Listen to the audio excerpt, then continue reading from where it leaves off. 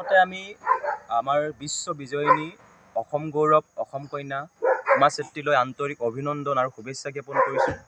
সঁচাকৈ আমাৰ অসমৰ কাৰণে, অসমীয়া জাতিটোৰ কাৰণে এটা সুখবৰ যে আমাৰ এগৰাকী অসম কন্যাই গাঁৱলীয়া বাটেৰে লুইতৰ ঘাটেৰে বিশ্বৰ বুকুত প্ৰতিষ্ঠিত কৰিবলৈ সক্ষম হ'ল অসমৰ নাম, দেশৰ নাম।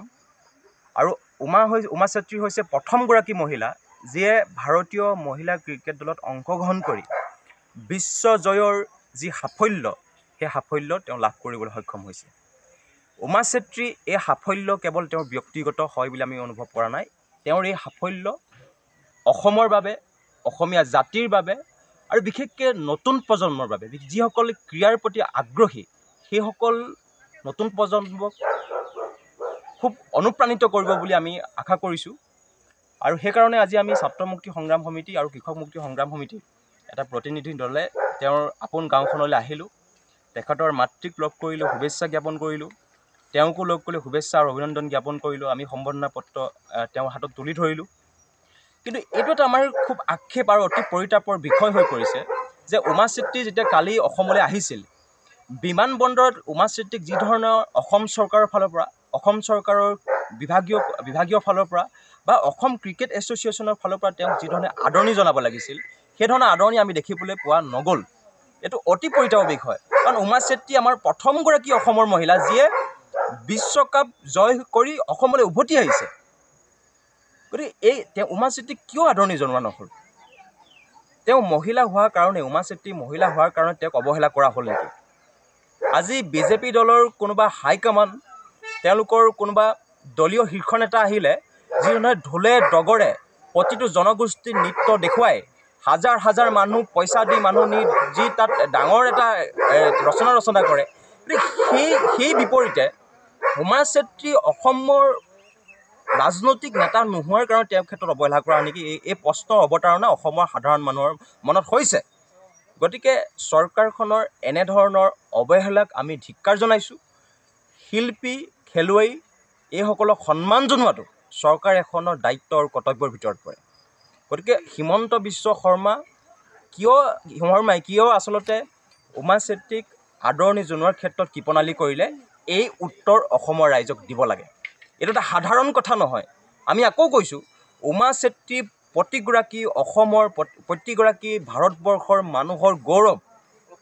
সেইগৰাকী ব্যক্তিক, সেইগৰাকী খেলুৱৈক কিয় অসন্মান কৰা হ'ল? অসম চৰকাৰৰ মুখ্যমন্ত্ৰী ডাঙৰীয়াই ইয়াৰ উত্তৰ দিব লাগিব।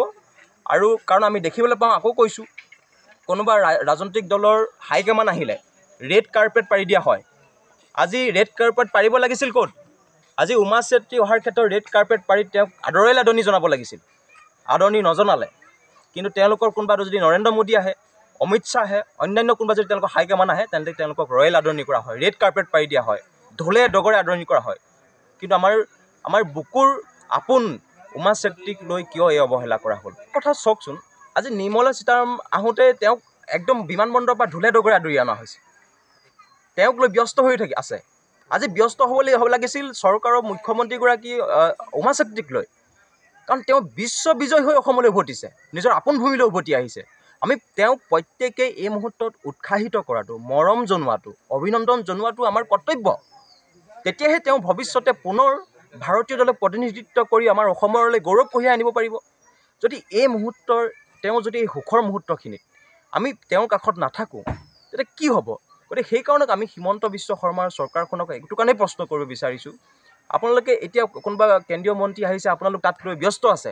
কোনে ক'ত টিকেট পাব নাপাব সেইবিলাকত হিমন্ত বিশ্ব শৰ্মা এতিয়া ব্যস্ত হৈ আছে।